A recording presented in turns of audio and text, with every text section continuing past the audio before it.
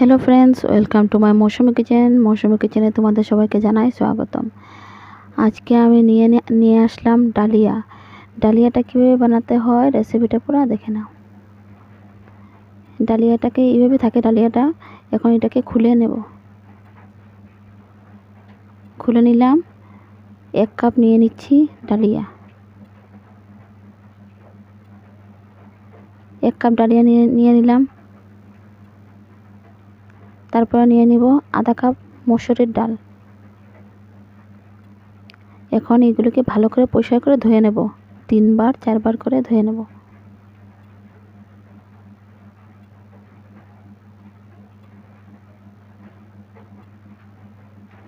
ভালো করে ধোয়া হয়ে গিয়েছে।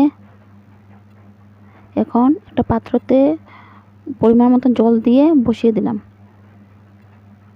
যার যা খুশি মতন জল দেওয়া যায়, বেশি হলেও কোনো ব্যাপার না।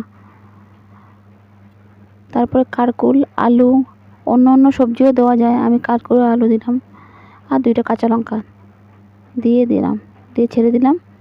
এখন ভালো করে ফুটে আসুক। এই দেখো সবগুলো গলে গিয়েছে।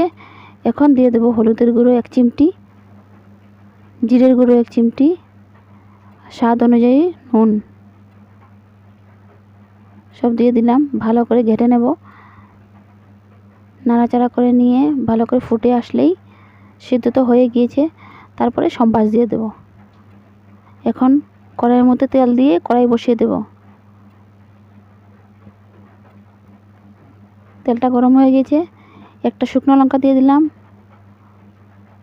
অল্প করে 5 ফোড়ন দিয়ে দিলাম। এখন সম্বাস দিয়ে দেব। ফুটে গিয়েছে, সম্বাস দিয়ে দিলাম। দেখে নাও কি সুন্দর হয়ে গিয়েছে। আর নামানোর আগে আধা চামচ ঘি দিয়ে দেবো। স্বাদের জন্য ভালো একটা ফ্লেভার আসে, সেই জন্য।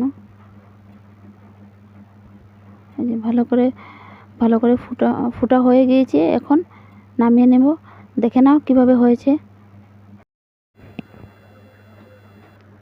দেখে নাও কি সুন্দর রান্নাটা হয়ে গিয়েছে। আমার রান্না যদি ভালো লেগে থাকে অবশ্যই সাবস্ক্রাইব করে দেবে আমার চ্যানেলটাকে।